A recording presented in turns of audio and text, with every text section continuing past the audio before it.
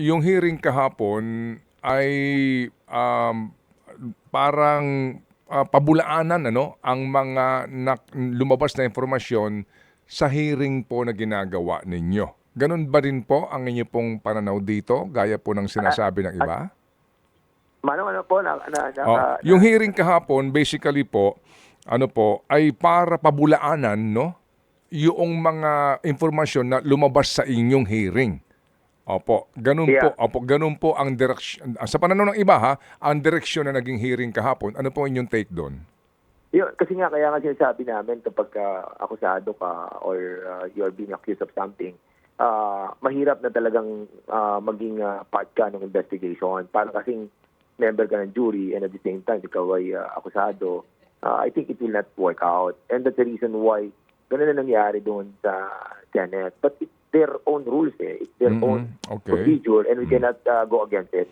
Pero ang sabi ho naman ng iba, kayo naman dyan sa House, yun din naman ang inyong agenda. Opo, na talagang dikdikin ang dating Pangulong Duterte kasama po ang kanyang mga kaalyado dito nga po sa issue on EJK. Ano po ang inyong take doon?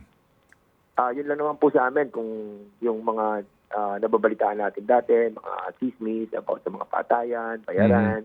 Now na may nagsalita, we have to pursue wherever it takes us, as long as there are people na nagsasalita and na-corroborate. Remember, ang nagsalita ang una dito, yung mga PPL.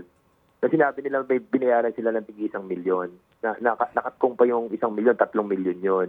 Tapos it was corroborated by Warden Padilla, nila Jimmy Fortaleza. Tapos kinorroborate niya yun ni Colonel Garma and ni Commissioner Leonardo. So basically, dumidiretso Ngayon, kung ang sinasabi nila is something that medyo may politika, I think it's not Kasi nga, yung ating mga biktima din dito at ang dami pala, hindi pala 7,000. It's running around 20,000. Kaya yun ang nakakabahala sa atin.